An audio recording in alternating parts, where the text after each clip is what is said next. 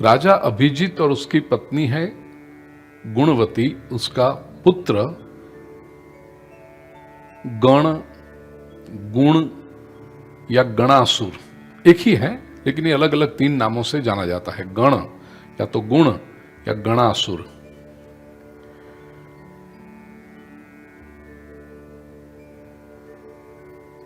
शक्तिशाली तो बहुत था गणासुर, गण।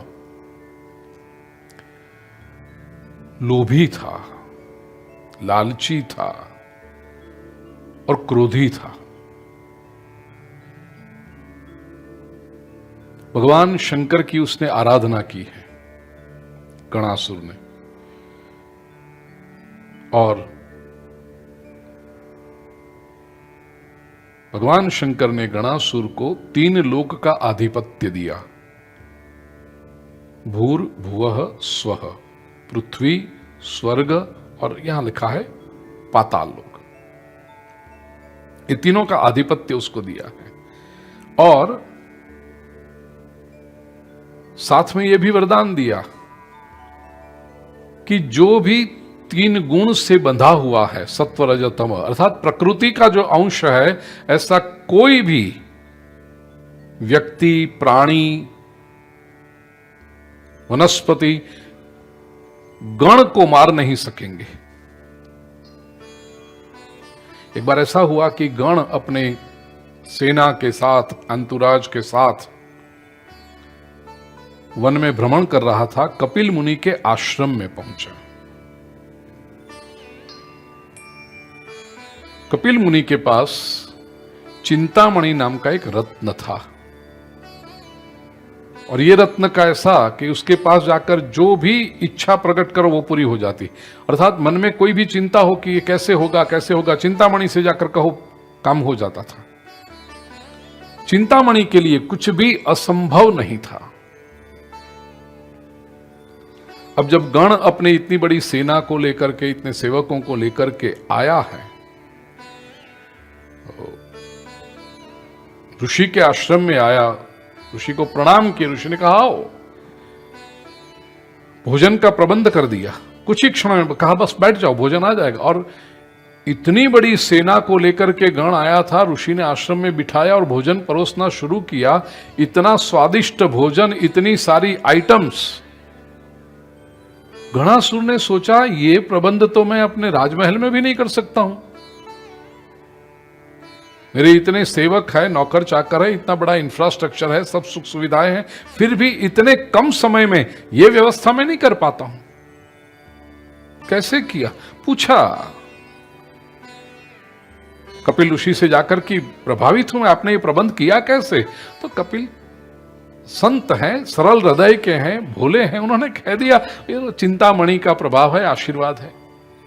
गणासुर के कान चमके।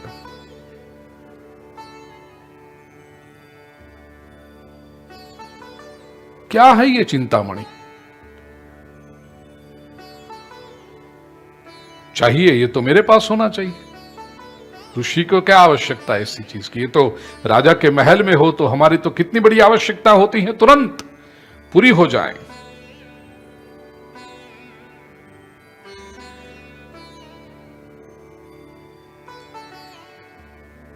कपिल भगवान ने, कपिल ऋषि ने मना किया, लेकिन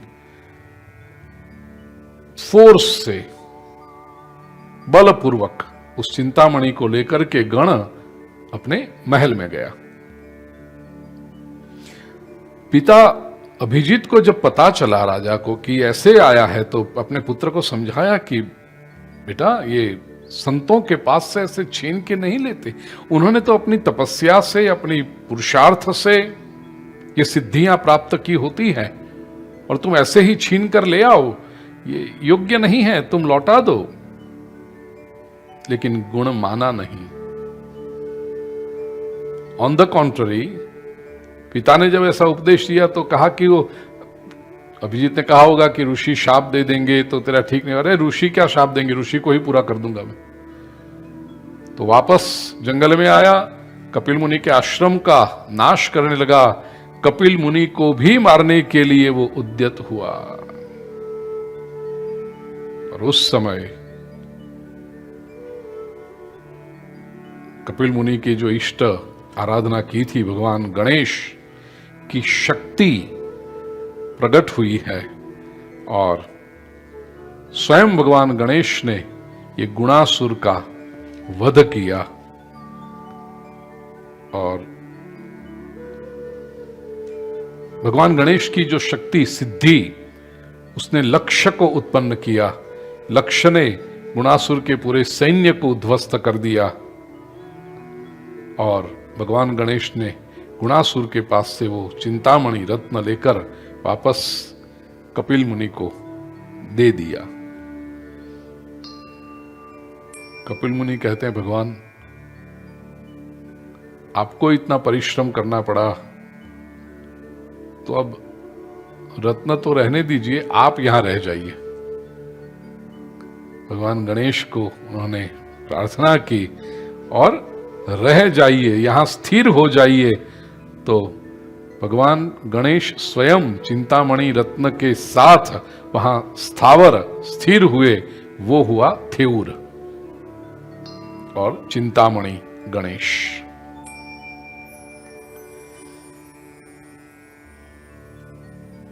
ये भी बात है कि सृष्टि सर्जन के समय ब्रह्मा जी को जो विघ्न आ रहे थे और उनके मन में अलग अलग प्रकार की चिंताएं हो रही थी, वो भी ब्रह्मा जी ने यहाँ पर आकर तप किया और वो चिंताएं दूर हो गई। तो इसलिए भी चिंतामणि गणेश। और अपने गणेश पुराण में जो कथा हमने देखी, गौतम ऋषि के शाप को दूर करने के लिए इंद्र ने जो उपासना की।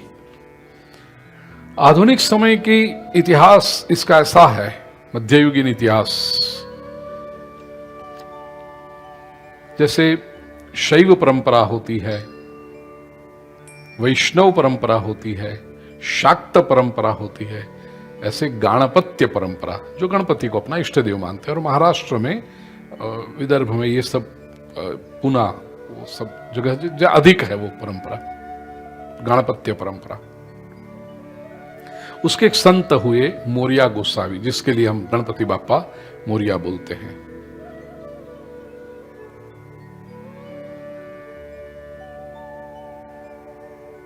ऐसे तो ये चिंतामणि मंदिर बड़ा प्राचीन है, ग्रंथों में वर्णन है, लेकिन अभी जो दर्शन होते हैं थेऊर में और जो मंदिर है, वो मोरिया गोसावी ने बनाया हुआ है और उनके उत्तराधिकारी धर्मधर या तो धरणीधर के नाम से जाने जाते थे। चिंचवड़ और मुरगांव मोरिया गोस्वामी के गांव थे, उनका वतन था, तो वहां आते जाते हमेशा ये बीच में दर्शन करते। हर महीने की कृष्ण पक्ष की चतुर्थी के दिन मोरिया गोसावी भगवान चिंतामणि गणेश का दर्शन करने के लिए आते थे।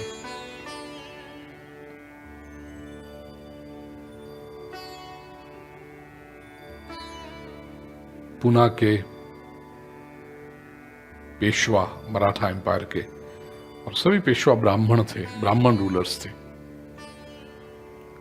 तो उनके तो वो कुलदैवत, खास करके पेशवा माधवराव, उन्होंने इस मंदिर का नूतनीकरण किया, नया बनाया है।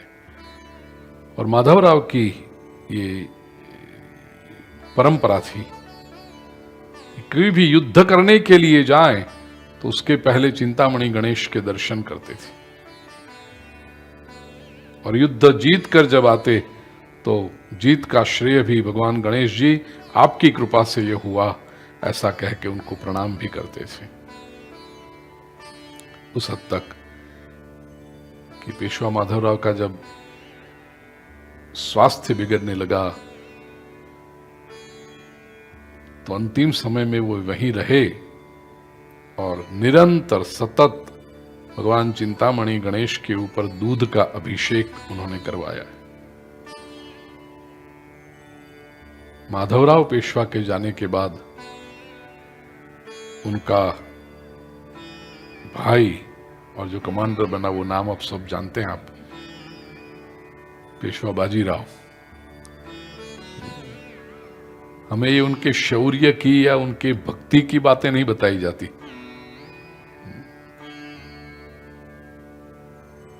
कोई अलग ही एंगल उनका जीवन का बताया जाता, लेकिन उनका जो भक्ति थी गणेश जी के प्रति, समर्पण भाव था और शौर्य था, तो पेशवा बाजीराव ने अपने जीवन के आरंभ के युद्धों में यवनों के साथ लड़ते हुए, पोर्चुगीज लोगों के साथ लड़ते हुए